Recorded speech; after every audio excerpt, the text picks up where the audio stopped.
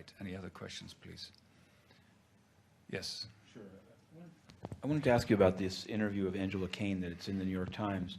She a couple of things about it. She says that she, in hindsight, regrets not having simply gone to Khan al Assal, but instead having requested to go to other sites, which led to these months' delay. So, one, I wanted to know whether the Secretary General also has that analysis that the delay may have actually played some role in the further use of chemical weapons.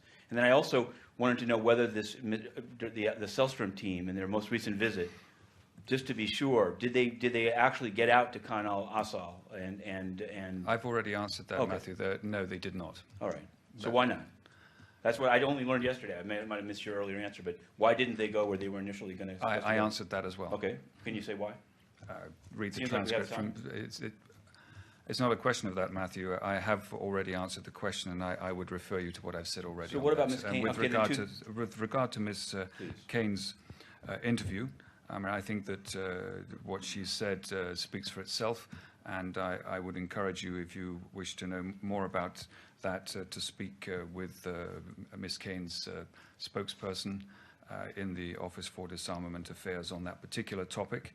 And with regard to the other part of the question, the Secretary General certainly believes that the work that was done by Dr. Sellstrom and his team in establishing the facts relating to the 21st of August incident, that work was really crucial, and that the work is now being completed on the other allegations, including Khan al Assal, and that work will be wrapped up in a report that's due to be delivered at the end of this month. And just one last thing on Ms. Kane. I wanted to ask you again about this $100 charge to hear her speak later in the month. I went back, and your office had said when Mr. Bob Orr spoke at the Korea Society for $10 that it was customary and okay. Hang on a minute, Matthew. Okay. Again, the way you phrase your question is implying that somehow Mr. Orr, well, in which case phrase your question very carefully, so as not to give any impression that anybody The attendance was charged for $10, and this is now $100. And what I wanted to know is, consistent with the Ethics Office ruling that you can charge for refreshment and hall rental, is the Global Security Institute, is this their actual cost of attendance to rent a UN space and to provide food? First of all, with regard to the cost question, that's something that you would need to address to that particular entity. The other part of this is that I can assure you that Ms. Kane intends to adhere strictly to the Ethics Office guidelines on this. And when I have something further to say on that and what that actually means in practice, I'll let you know. But I've spoken to Ms. Kane about this, and I think I will be able to give you a little bit more information in the days to come. Okay. She certainly intends to stick very firmly within the ethics guidelines, as always. No, absolutely. And I want to make it clear. I'm actually asking about the event. I wasn't trying to imply that she was getting the money. The question is, can an institution charge money to hear a UN speaker? Well, that's what the question is. As I say, with regard to the cost, you need to speak to the organizers. With regard to the general rule, it's as we said before. That this is not the way that we would usually do it. So I think I will have a more concrete answer for you in a couple of days' time, but not just at the moment. All right.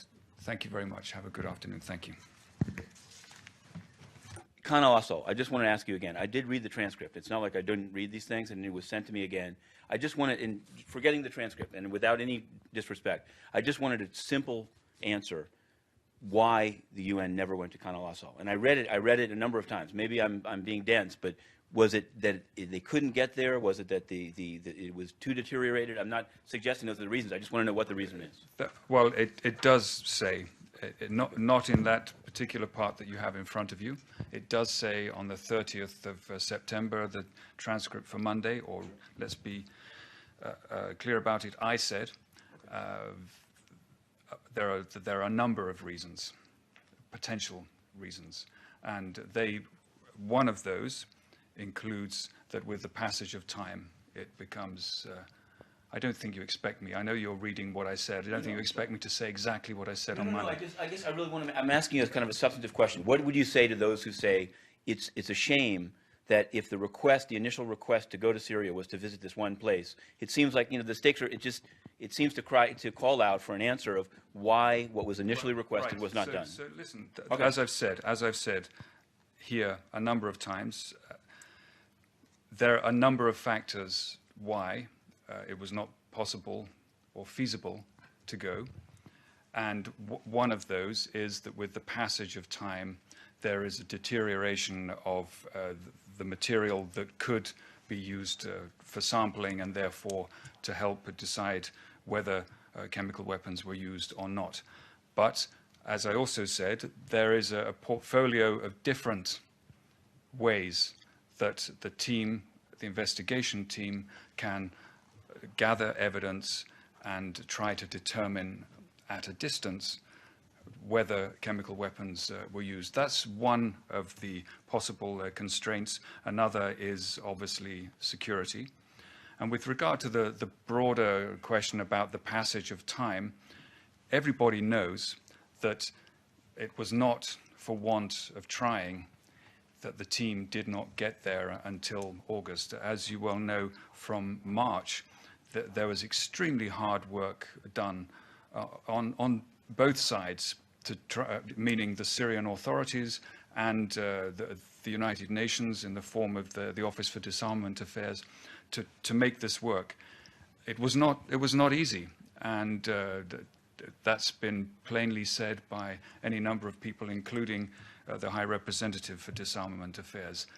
But the fact of the matter is that everyone persevered because there was an interest to get in, and eventually they were able to get in, and they were able then to determine that chemical weapons had indeed been used in that incident on the 21st of August, and they furthermore have continued both outside and then on a subsequent visit to Syria that ended on Monday to gather material so that they can present a final report at the end of this month. Any further questions? Yes.